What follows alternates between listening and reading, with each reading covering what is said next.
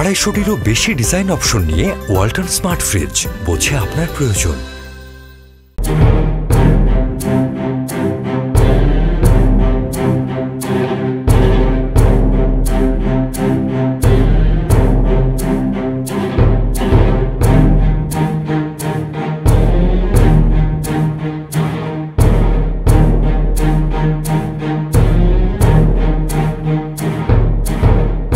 আমি বিকাল 4টা নাগাদ আমরা এখানে দায়িত্বরত অবস্থাতে ছিলাম। হঠাৎ করে ওই দিক থেকে আমতলীর দিক থেকে একটা মিছিল আসে, আমরা দেখি।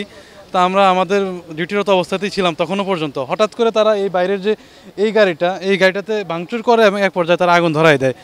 তারপর যখন তারা দেখতে পায় যে ভিতরে আরও অগণিত গাড়ি, আন্ডারগ্রাউন্ড প্লাস পার্কিং সহ, তারপর তারা সেইগুলোতেও ভাঙচুর করে এক পর্যায়ে আগুন দেয় এবং তারা ভিতরে ঢুকে যায়। প্রথমে তারা আমাদের আনসার ব্যারাক ভাঙচুর করে। বেশিরভাগই এরা যারা আসছে তারা বেশিরভাগই আপনার দেখা যাচ্ছে যে লুটপাটের কারণেই এইটা হয়েছে। লুটপাটই তারা এই নিয়ে আসছে। তারা অ্যাকচুয়ালি তারা এই যে ককটেল নিয়ে এসে ম্যাচ মারি দেয়, আবার এদিকে লুটপাটও শুরু করে দিচ্ছে। তাতে আমাদের দেখা যাচ্ছে যে প্রায় 20,000 কোটি টাকার মতোই শেষ এদিক দিয়ে। এই 500-400 কোটি টাকার সার্ভার এখানে শেষ। এই যে বিভিন্ন আমাদের সার্ভার, যে অফিসিয়াল যত সার্ভার, ইআরসিসি আমরা এখানে এটা এখনো মানে করা হয় না, অ্যাসেসমেন্ট করা হয় না যে কত কি না। এটা শুধু এই তালাটাই এখানে ইআরসিসি ছিল, এখানে অনেক ইকুইপমেন্ট ছিল।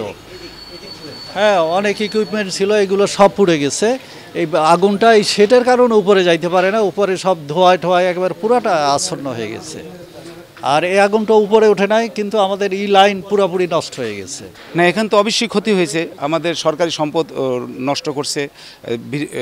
কারা কিভাবে করছে এটা তো দেখি না, একটারও তো চেনা যায় নাই। আমাদের এখানে আমাদের প্রচুর ক্ষতি হয়েছে। আমাদের ডিজি মহোদয়ের গাড়ি, ডাইরেক্টর স্যারের গাড়ি, অনেক পিডি স্যারের গাড়ি নষ্ট হয়েছে, অনেক হুন্ডা সরকারি অনেক সম্পদ নষ্ট হয়েছে। এ তো অবশ্যই আপনারা জানেন।